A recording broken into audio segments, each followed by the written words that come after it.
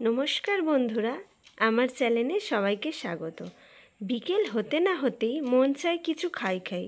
ব্যাস আর কি, বাড়িতেই বানিয়ে নিলাম চিকেন কাবাব। নিজে খেলাম আর বাড়ির সবাইকেও খাওয়ালাম। তাহলে চলুন দেখা যাক আজকে কিভাবে বাড়িতে সহজে আমি বানিয়ে নিয়েছি চিকেন কাবাব। এখানে আমি 300 গ্রাম বোনলেস চিকেন নিয়ে নিয়েছি। চিকেনগুলোকে ভালো করে মিক্সারের মধ্যে পেশাই করে নিয়েছি। তোমরা চাইলে এখানে চিকেনের কাবাবও ব্যবহার করতে পারো। এরপর অন্যদিকে আমি একটা বড় সাইজের পেঁয়াজ কুচি করে কেটে নিয়েছি। এর মধ্যে সামান্য পরিমাণে নুন দিয়ে ভালো করে মিশিয়ে 10 মিনিটের জন্য আমি রেখে দেব।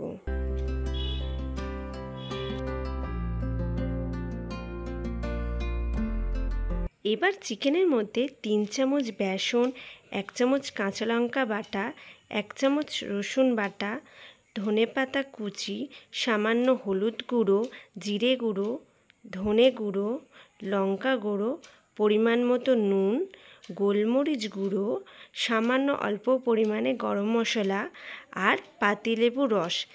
আর আগে থেকে আমাদের মিশিয়ে রাখা নুনের সাথে পেঁয়াজ কুচিগুলো ভালো করে আমরা জল ঝরিয়ে তারপরে এর মধ্যে দেবো। এখানে আমি যতটা গায়ে জোর ছিল চিপকে আমি এখানে পেঁয়াজগুলো দিয়েছি। যদি তুমি পেঁয়াজের রস সমেত দাও তাহলে কিন্তু জিনিসটা একদমই ভালো হবে না।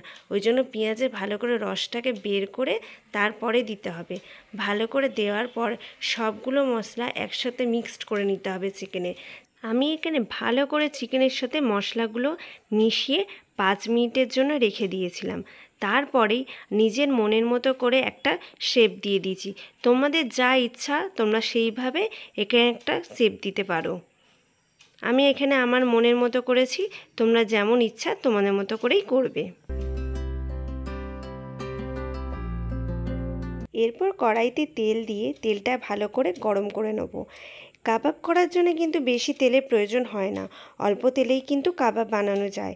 আর এখানে আমি সম্পূর্ণটাই সাদা তেলের মধ্যে করেছি। তোমরা চাইলে এর মধ্যে ঘি মিক্সড করেও করতে পারো।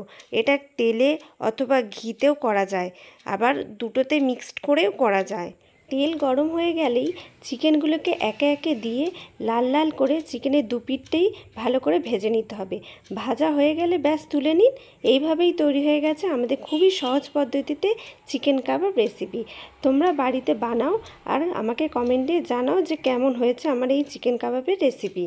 আরও মজাদার রান্নার রেসিপি জানতে হলে আমার চ্যানেলটা সাবস্ক্রাইব করে পাশে থাকা বেল আইকনটি প্রেস করে নিন, যাতে আমার পোস্ট করা ভিডিওগুলো আপনারা আগে দেখতে পারেন।